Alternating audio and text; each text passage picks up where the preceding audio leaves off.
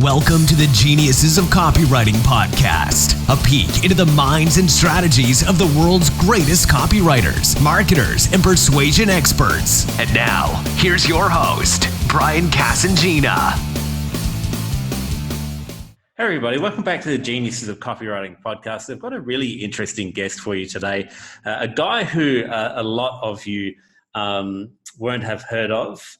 He's not somebody who is out there as a copywriter for hire, but from what I've seen with him, worked with him, spoken on stage with him, I can see he's one of the most knowledgeable copywriters, marketers, and just all-around marketer is the best way that I would describe you, Nik. So I really appreciate you coming on the show today. How are you, mate?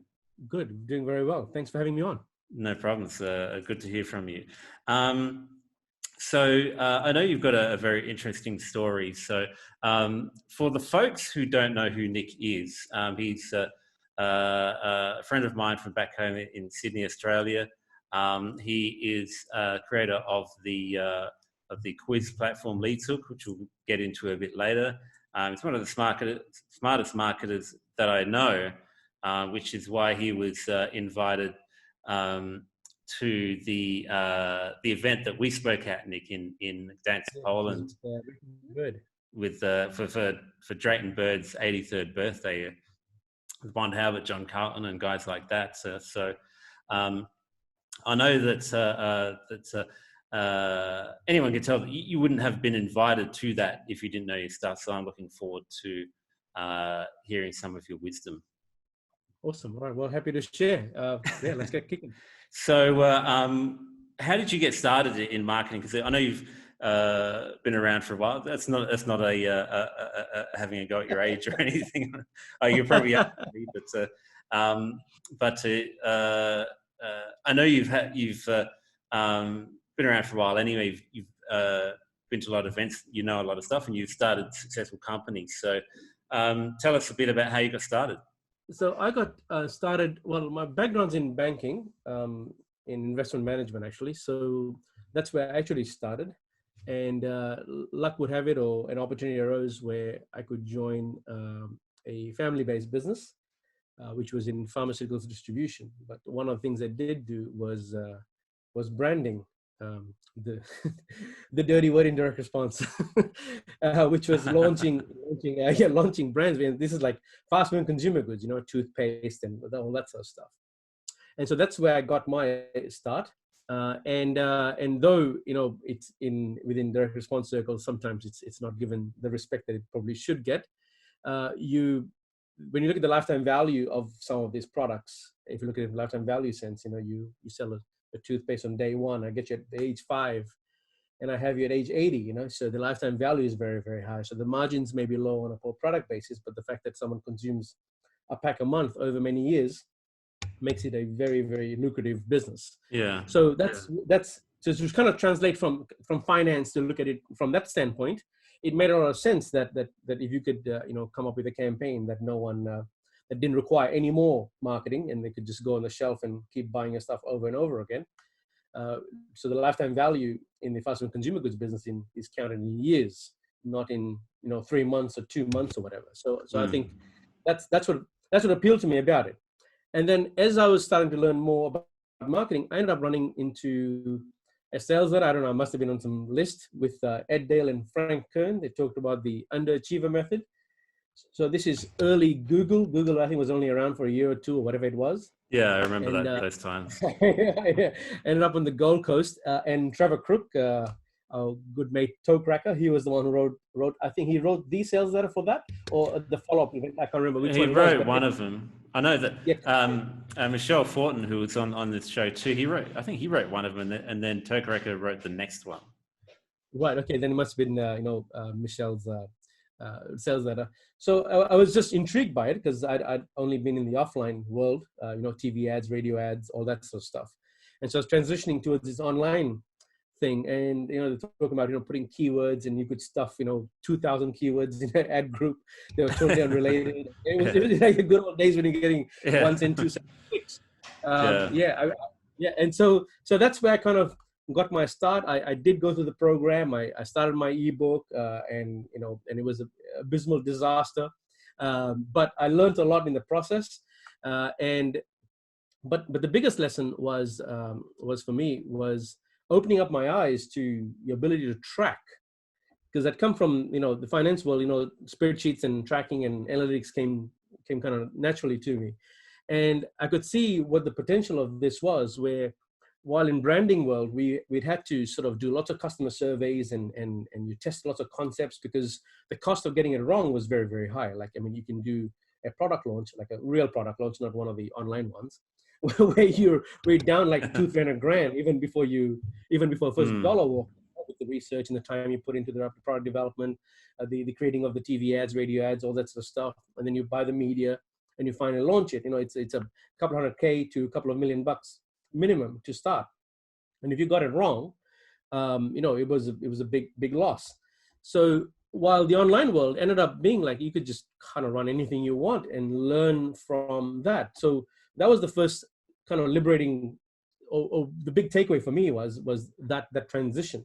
So I came from finance, where you look at these numbers, went to branding, where you learned the idea of coming up with a good big idea, a big enough concept that you can drive, or positioning, I should say, which you can sort of bank on or advertise for many months or many years to come.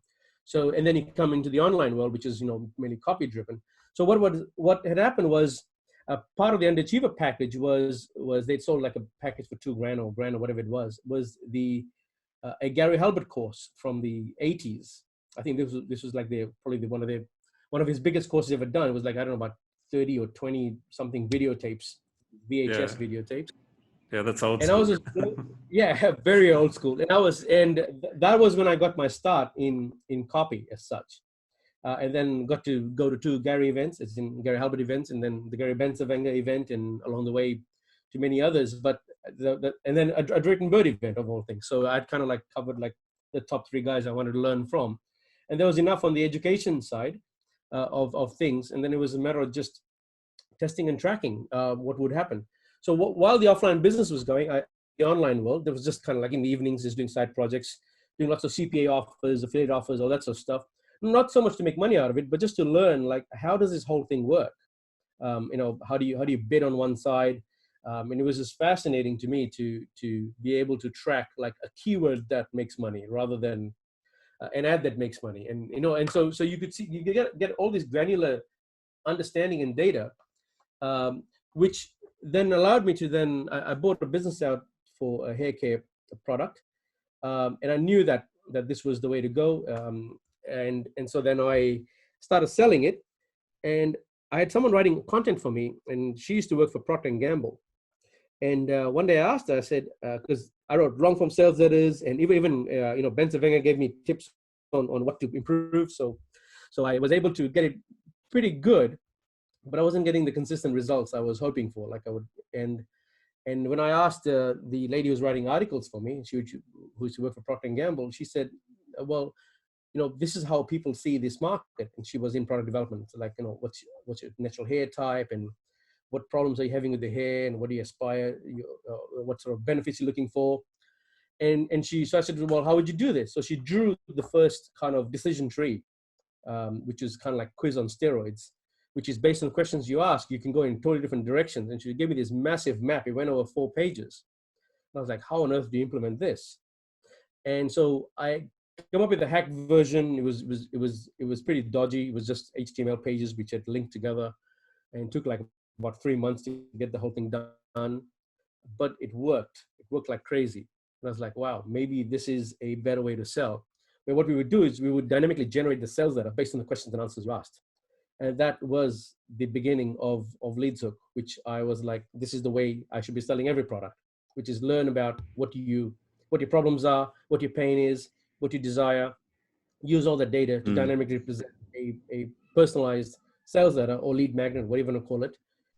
And that is what ended up being LeadsHook.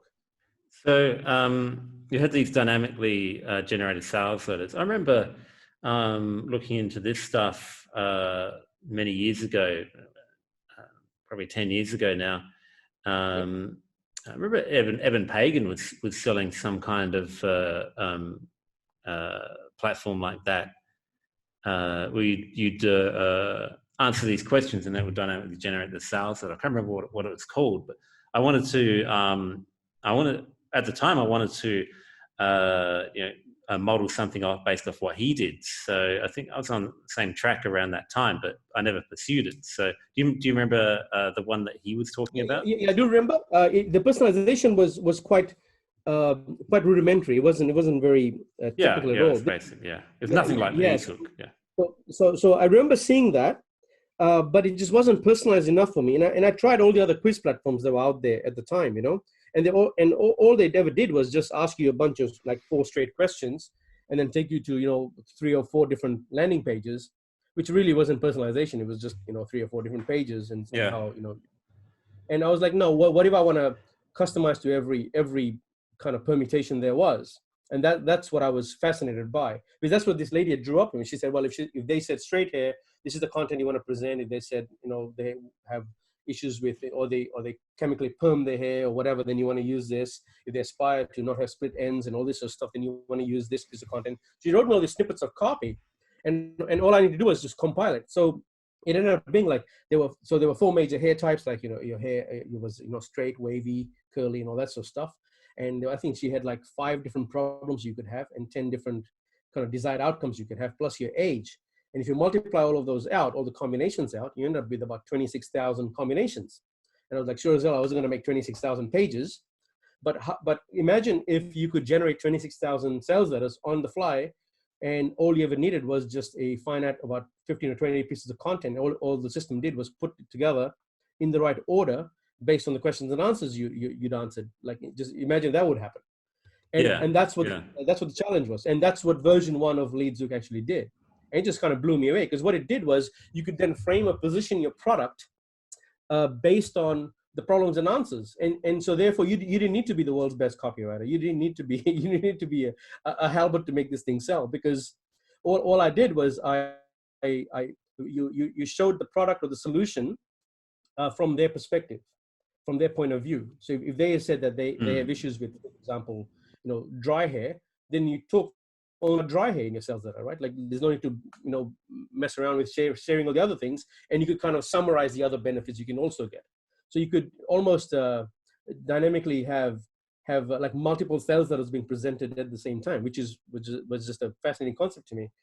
And at that time, I worked with Dave Jennings and Mike Rhodes, and we did the book launch for Michael Gerber, which is Beyond the E-Myth, which was I believe his last book in the E-Myth series. Yeah. And we used LeadsHook for one of the dynamic generated lead magnets, which is you draw a chart and all this sort of stuff, and did all sorts of fancy stuff there. And we were getting like, I don't know, 15-cent leads or 20-cent leads, and it was like printing money.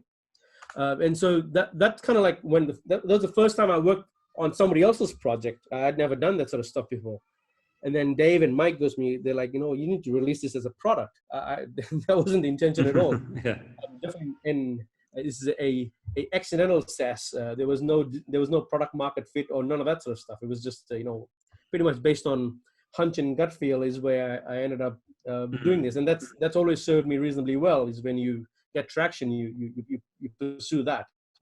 And that was version 1. And I went back to my team and I said, hey guys, how do we turn this into a SaaS thing? And so we architected the platform to be a SaaS. And then, the first few clients came on. One of them was doing about, I don't know, the first campaign they would do about 10,000 leads in an hour. Wow. And I was like, right, this is That's crazy. So this is the kind of volume. Yeah, it was a stupid number. I was just like, and we crashed like twice or something, or whatever, 3 times. This is like 3-4 years ago, and so I immediately stopped all signups. There were no signups. There was nothing, and we worked basically for the next 6 months straight on how do you have a platform that can handle 10,000 leads in an hour, and that was the challenge. And obviously we re-architected everything, and then I released it again. And so the first 3 or 4 guys that joined up were doing high volume. In fact, one of them was doing about 800 leads every 5 minutes on one of the campaigns they ran. So short burst. And so it really taught me a lot about the tech side of things. That wasn't my background. And so I had to quickly learn about tech stuff. But that meant you had to grow the business slowly, which is going to be a little weird saying that to a marketing crowd. But because there's really no point at that point scaling if you don't know that you can look after your client. Like I wouldn't be serving my customer if I just went out there and did a big product launch formula type of a launch and got 500 people into the platform and it crashed. Because unfortunately that's just the way technology works. Is that in a demo environment everything works and you put like real load on it and you realize this thing just collapses. And so I learned it. Thankfully, I wasn't charging the first customer.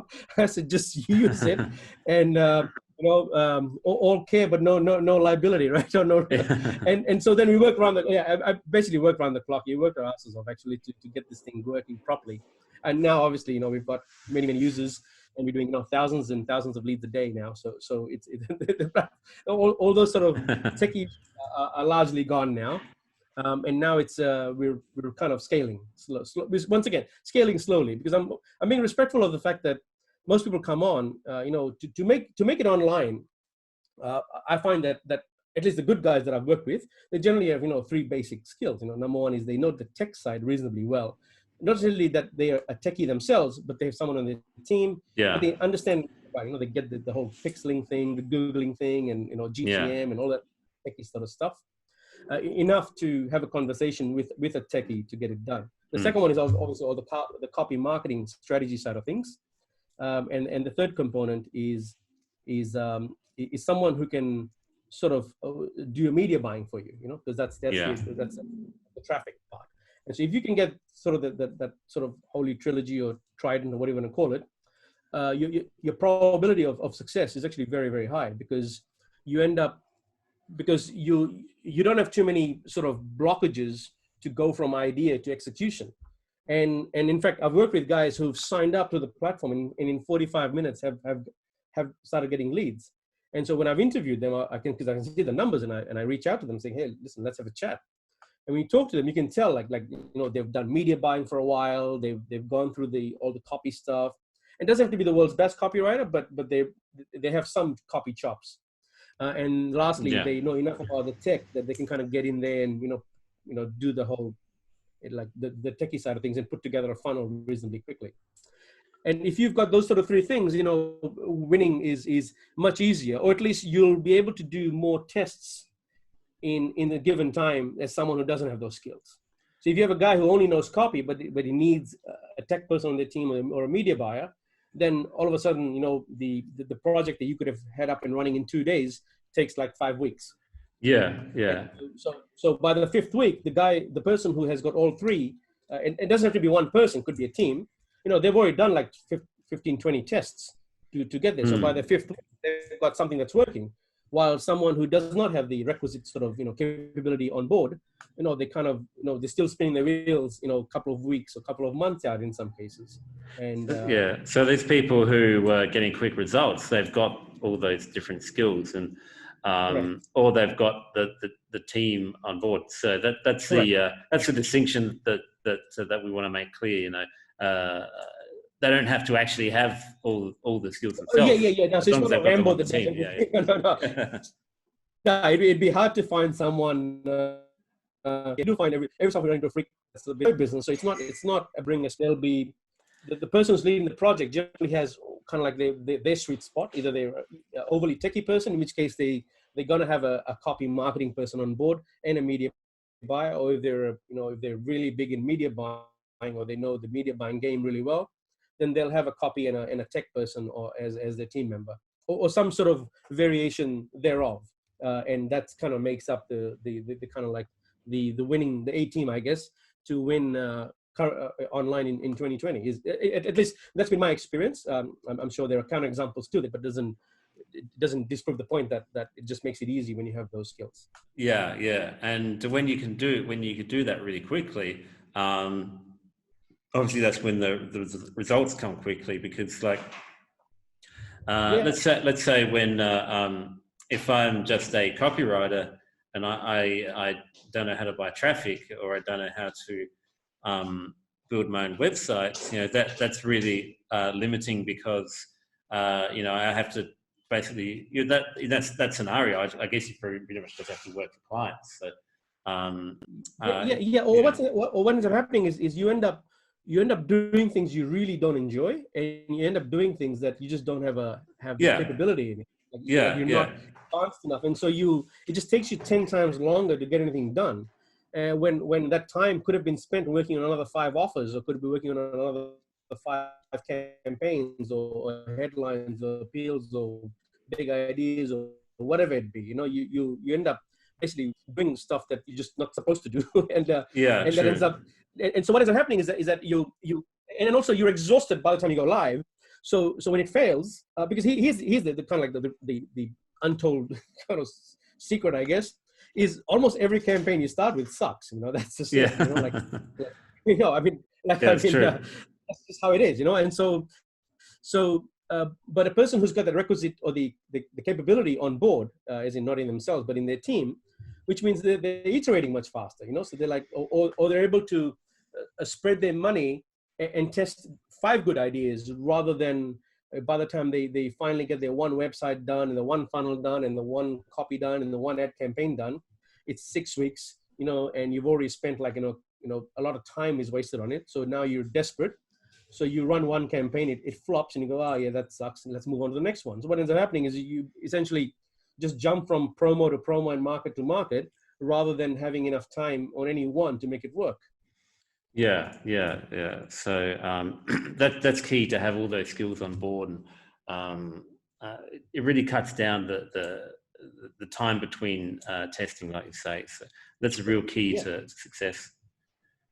That's it. Exactly right. And testing of big ideas, like the other issues I've seen in testing stuff is people often just test a very basic concept. So they'll fall in love with the initial idea, and they'll come up with very close variations of that one idea. And that's really not testing at all. Like you want to come up with like 10 really wild ideas, and then test those. So go wide before you go deep, because obviously, because that way you increase your probability of success of the campaign when you're testing many different ideas. Because normally what happens is people fall in love with this one thing, they come up with very close variations of the one. Yeah, you can do that after you've gotten some traction. So you run 10 or 5 or so, whatever, different big ideas or hooks. And then if you see traction in one, and then sort of go deeper into that sort of a funnel. So it's almost like test appeals first before you test the funnel. And so once you've got an appeal that's working, and then you go, okay, cool, how do I optimize this appeal with its variations? Yeah. It's something that I've heard from people like Todd Brown, who wrote some copy for. He puts it this way. He says, test something that screams, not something that's a whisper. So, you say, something that's going to make a big difference if you find the winner. Yeah, Halbert used to call it differences that scream versus differences that screech. Yeah. So I find it fascinating that you've been to not just two Halbert events, but the Gary Vaynerchuk 100 event. Yep. Yeah, that's amazing, because that's one of the once in a lifetime events that he wasn't lying in his sales letter. Yeah. It's not like Dan, rarity, right? It's not like Dan Kennedy's last ever events that he used to run every year. But that's because Gary V is one of the greatest copywriters of all time. So if that event is coming around now, his swipe file was definitely worth the investment. Yeah, sounds like it. Yeah. The 16 pieces that he had written that mailed millions of times. That taught me a lot, actually. In fact, I did go through all of those and really break it up as to what is it doing line by line, and that's probably one of the greatest lessons I've learned, which is ripping apart something that has been proven to work. But then I find, like, as your capability increases, you can go back to those old pieces and you see new things. Yeah. Which is something like I learned pretty early that when you, so let's say, for example, you go through the copy course and you get the basics, you get it done, you run a campaign, you fail, you suck at it, and you go back to those old pieces that have been done by it. But because you've got the experience of failure now, you look at the copy differently. And then so you make changes, and then you run the campaign again, it bombs again, you go back to the original piece, and you even see more things. And so I found that it's almost like an onion, where each time you look at it, but because your capabilities increased, you'll see nuances that you previously had missed. In fact, the biggest thing he gave me was, I sent him a letter and I said, this is not working for me. Can you see, what's wrong with it? And he said, no. He goes, letter's fine. He goes, your flow's off. And I had never even heard of that concept before. I was like, what do you? And so he shared an example of what I was doing wrong, which was I wouldn't finish an idea before I started a new one. He goes, you kind of like a little bit jumping all over the place, which was, I guess, one of the best way. And I was like, I never even thought of that. I never even saw that. I didn't even know that existed. But no one's really teaching it. Like, yeah, exactly. And certainly no one teaching it. I mean, can you imagine trying to do a sales letter on, I'll teach you flow? No one's going to turn up. So that basically was the missing link in my education. I had kind of like had all the other pieces in place, but the flow thing was off. And once he pointed out to me, it became kind of abundantly clear that what was missing. And then it was that was the breakthrough, actually. That after that, marketing became quite easy. Yeah. Reasonably. Yeah. It's never easy. A lot easier than it was before, though. Yeah, exactly. Yeah. Well, or your chance of getting it wrong was lower. Obviously it's and your ability to come up with better ideas improved as a result of it. Or even if you were to do a promo, it was kind of back on my mind. Yeah. Like, Gary said, flow, focus on flow. Yeah, so it's another one of those tools in your armory where it reduces your chances of failure, and it went as long as you can keep reducing the chance of failure, then you've got obviously going to have a bigger chance of success. This is what the good thing is about you traveling the world, investing in all those events and all the courses and everything. That's what that gives you.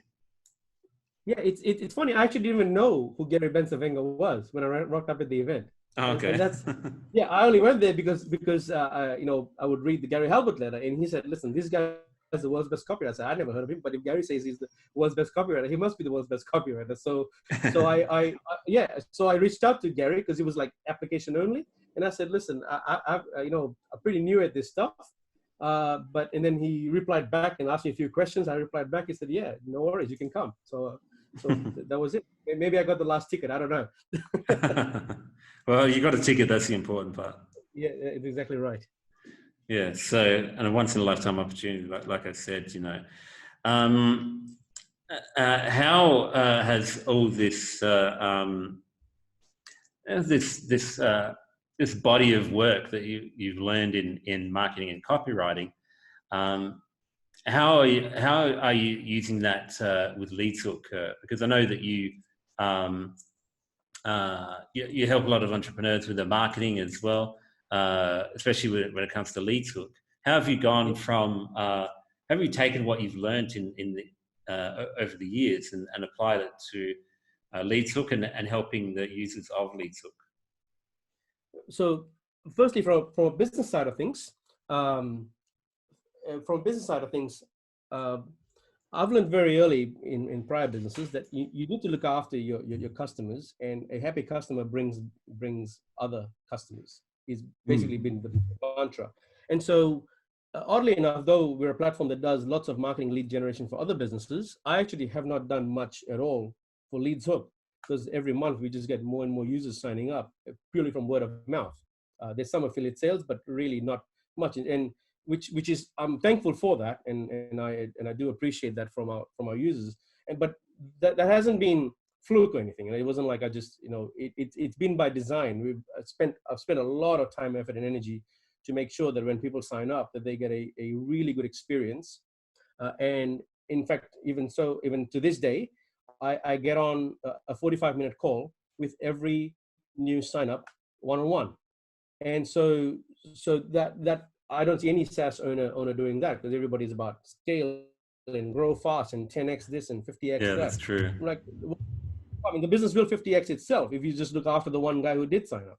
And so that's been kind of been my my sort of philosophy in this business, and also knew that the whole technical risk, which is what I'm trying to make sure, because people are spending big dollars, and so we can't afford for the platform to go down, which is why I'm growing slowly. I'm more paranoid than anything else, actually. But things are getting easier, and we are opening up much more. So I'm starting to run ads at this time because of the coronavirus. Their ad costs are cheap. We're getting a lot of people signing up, so continuing to do that. But I guess to go back to your original question is, as a result of the prior marketing work that I've done and LeadsHook, it's given me access to many more businesses and to review what they're doing. So in the 45-minute calls that I do, I'm almost in every case either going through their funnel or showing them how to build a funnel, that including a decision tree, and going back to that philosophy of learn enough about your leads or customers to be able to sell them what are you trying to sell. And it just makes kind of life a little bit easy. If I know a bit more about you and what angle you're coming from, or what is emotionally hurting you, then we can adjust the pitch or the angle or the copy to move you to the next step in the funnel. It could be all the way to a sale, or it could be just the next step, which is to book a call or whatever it be. And as a result of access to so many different businesses, I've reviewed about almost 3,000 funnels now. And there's not a market that I haven't seen. I mean, I've done everything from genetic testing to I don't know, dog fighting or whatever. Like just really, there's not much out there, including all the big markets, whether it be debt and the prepper space. Really, there's not too many markets I've seen. And so what ends up happening after a while, it sort of just mashes and merges in your head, and you get like almost like a meta pattern that works. And the meta pattern is always the one thing only, which is you come up with test enough big ideas, you take them through a decision tree process, you give them a personalized content of some sort, could be a chart, a graph, a sales letter, a lead magnet, and then through that learning, you frame or you position your product to be the answer to their problems, or in what way is your solution the best solution after what you've learned about them. And that just makes life easy. Of course, with the tech side of things, you can take all those answers they're giving you and push them into Facebook and Google, and you can do audiences and sub-audiences and a whole lot of other sort of audiencing strategies you can do as a result of all this data. Most people aren't teaching this stuff, nor are they doing all this stuff. Most people think like, I just ask 4 or 5 questions and this is all I'm going to do. The quizzes don't work. It's the frame of learning about someone and then using that knowledge and information to talk to them at a personal level is what's working. It's empathy of the whole thing, not the quiz per se. And I think quizzes are being attributed with the success, but it's not. It's what are the quizzes showing you? What are you learning about your customer that's allowing you to sell something in a much more relevant way? Yeah, and that's the key to the whole thing. The quiz is just a tool to get this data. I've found through other clients who've run a lot of traffic to quizzes where the quiz is not particularly useful. People can see that, and they're just like talking to them in a very generic way. But if they actually use the data, it's the same as it's always been. We've just got this new tool now called LeadsHook to make it a lot easier and more personalized. It's the same as it's always been. Would you say this was true? If you know this data about your customer, if you know their likes, their dislikes, and all of that, and their frustrations, that's how you speak to them in a way that convinces them to buy from you. Yeah, but also what it does, it also sort of means you don't need to research the heck out of everything. You can just come up with your basic idea, get the damn thing launched, and then based on feedback and seeing where are people going with this, who's converting, who's not, you have all this data to play with, and then you can always refine your idea your idea later, or make the idea better as you're learning more. And that's what I found is in most cases, like, because you can research the hell out of something, and if you're not a very good researcher, or if you're disengaged, you're just wasting time. So people think, research is important, and I totally agree, research is important, but the researcher is more important. Like, for example, like because I think one of the best researchers that we both know is Bond Halbert, right? If Bond researches the market, it's going to be a totally different outcome and big idea to if I do it or you do it or somebody else. And so though researching is important, I think it's far more important to get the damn idea into the marketplace and get them feedback. Better off running $50 of Facebook traffic and finding out this sucked than to spend 6 weeks to come up with the best campaign ever and then it bombs. Yeah. I'm a big proponent of just get the damn thing out there. That's work for me. And also it means that you're also liberated from being the world's best researcher, the world's best anything. Just get it out there and see what happens. At least you know why you suck. Now you can go back and do all the other stuff. And so that's what I would do. But the one thing I've found that has really moved a lot of campaigns is basically a pattern that I use with the questions, and I teach all of the guys who are using LeadsHook is to emotionalize your decision tree, and we're talking about emotionalizing, your content and emotional copywriting, all the other stuff. But it's something as simple as if someone has said to you in a weight loss campaign that they want to lose 20 kilograms, you just ask a question. Like losing 20 kilos would mean, and you give a whole bunch of answers, checkbox answers, so they can select more than one. So they may, select things like, live longer and play with my kids, or all the way to, 6-pack abs, or I don't know, get an ideal partner, or whatever it be. And that just by having that one question or an emotionalization question like that, it shows you what their motivations are. So say, for example, if I just learned that this person is really wanting to lose weight because they want to leave a legacy, or they want to kind of play with their kids or something, then I can generate a new sales letter on the fly that talks about that. And I don't have to show them, 6-pack abs and all that kind of stuff, which really is not their primary motivation at all. It could be a sub-motivation, but certainly is not the primary one. It's not. While somebody else out there is 20 years old. Exactly, yeah. It was 20 years old and they're looking for, to get, ripped 6-pack abs and all that sort of stuff. Yeah, you can show them that. So just by having these little bits in there, I mean, there was one that I worked on. They were doing a property investing funnel where if you bought property through some tax strategy, you'd actually end up, getting cash in your pocket up front. So they're like, oh, it's not working. And we just added one question is first we dynamically calculated how much you would make extra a week. And we just put a question saying, what are you going to do with the extra, $400 per week in income from your properties, or from your investment, whatever it was. And we just gave answers like, play golf or spend more time with the grandkids, yada, yada, yada. All they were doing there was just convincing themselves of why this is such a good idea. And that's all that question did. First, it allowed us to learn a bit more about this person, their motivations of why they're doing this. And you can use that immediately to put them into a totally different new sequence for your email copy or SMS copy, or even for telephone sales. Like a lot of these campaigns that we do, we're basically just grabbing the lead, and the lead is being sold to a third party. And then the third party client, like a financial planner or a mortgage broker or whatever, will get on the call with them. But having these emotional motivations for why they're doing why are they doing what they're doing, means that you can start the conversation when you call your client in a totally different space. You don't have to, you can after the pleasantries, you can get straight away to how am I going to close this person? Well, you already know you're going to close them because they've already told you how they should be closed.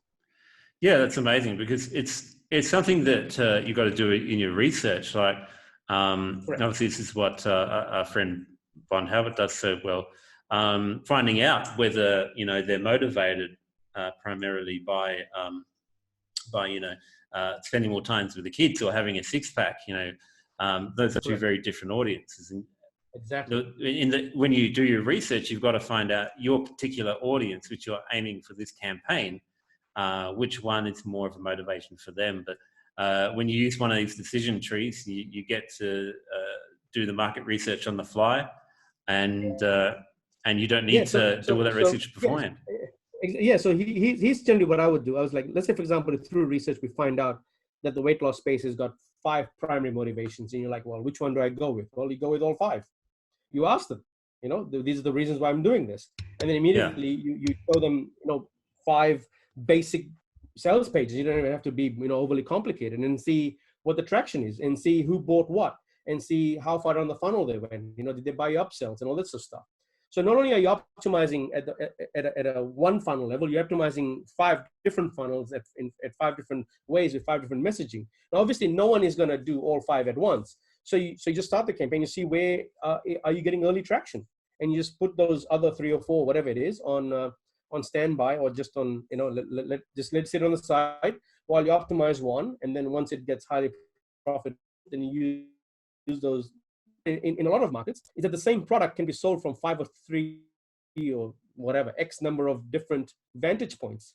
And by having the ability to learn that there are 5 market segments that are primarily going to consume my product, but these are the 5 messages and 5 different appeals that are needed to sell the same damn thing. But because you're changing the point of view through which your customer is seeing your product, you're able to, have 5 goes of it, right? Yeah, exactly right. Yeah.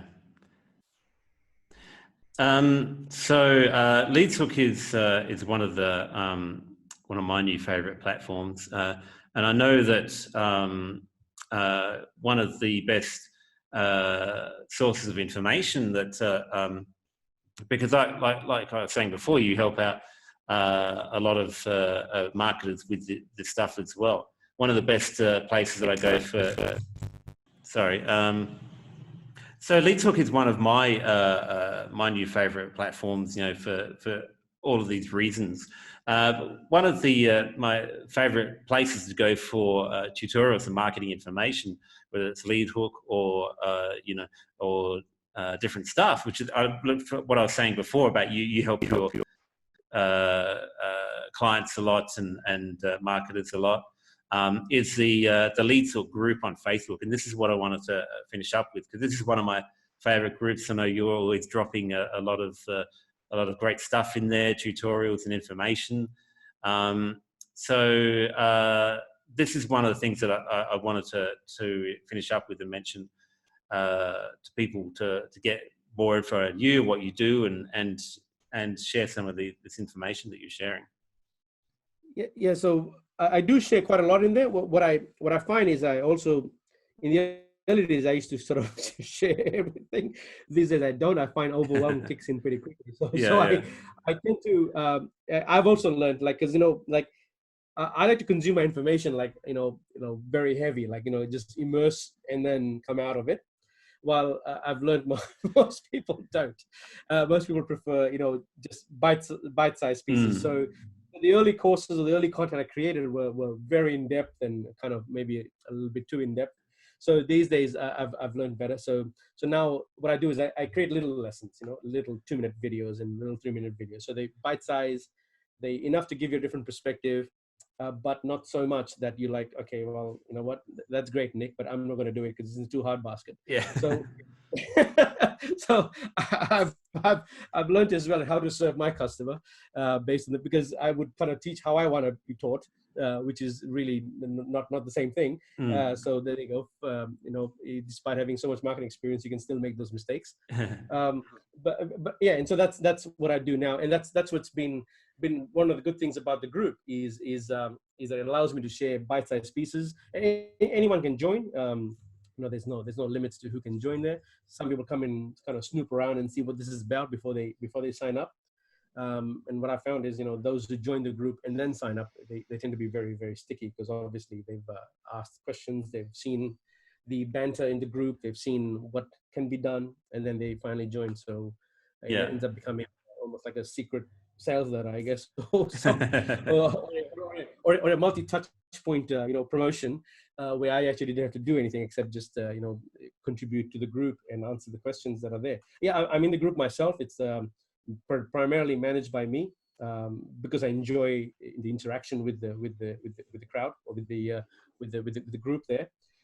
Yes, it's not outsourced to anybody. It's not like somebody else is going to be answering questions. I'm in there myself personally, because I learn a lot. I'm still learning a lot from the whole process, and that's the enjoyable part. Because what it does, the engagement and the learning then goes back into product development, right? Every month we're releasing new stuff. Like we've got personalized buttons now. We've got all sorts of stuff. I mean, I'm having a hard time keeping up with the knowledge base that we've created about what the damn thing does. And even I forget the features we have. So because it's designed for one thing and one thing only, which is how do I personalize my user's experience without me physically being there? And that's the goal of all of this stuff. And the more I engage with users, the more I engage with the marketing problems they're having, the better we make the product, because that's this live research, right? Yeah, exactly right.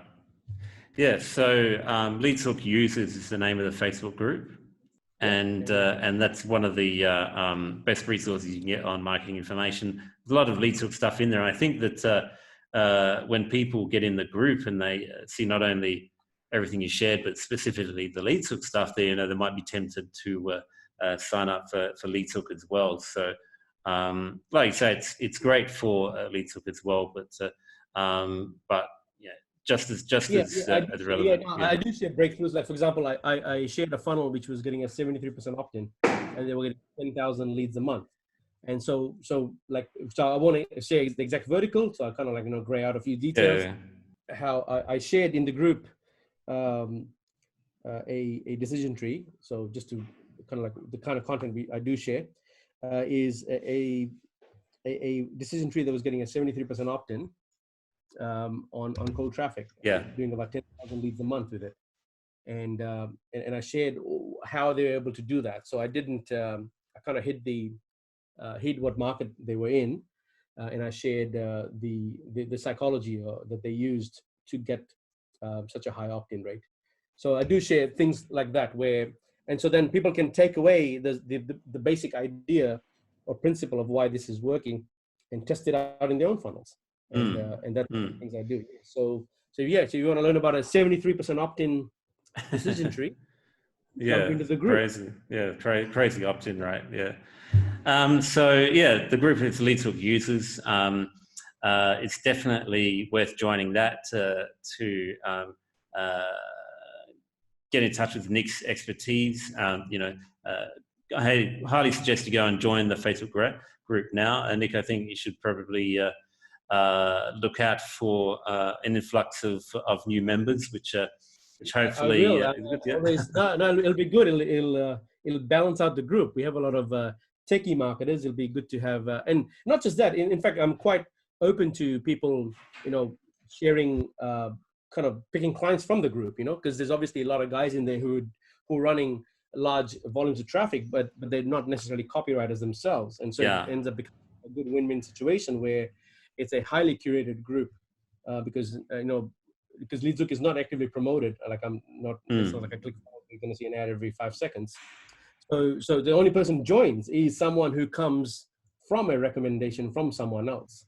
So it really is a place where like some of the top marketers on the planet hanging out right now. So that's why it'd be a good place to join as well, because I'm guessing anyone who listens to this podcast is probably someone who is at the upper echelons in the online marketing game because of your connections. Yeah. I mean, it's a great group to join. I mean, I'm part of a bunch of groups on Facebook. Most of them are, I don't follow anymore. They're not particularly useful, but LeadsHook Users I do. So if you're listening on iTunes, then go to geniusesofcopywriting.com. I will chuck a link to the group on this episode, or you can just search on Facebook for LeadsHook Users. You'll see Nik's friendly face in there, and I'm in there from time to time as well. So definitely a great group to join. I highly recommend it. I do appreciate spending this time dropping these knowledge bombs for us today, Nik. It's very useful. LeadsHook is great as well, but what I liked about your advice is that you don't have to be signed up to LeadsHook to really utilize it.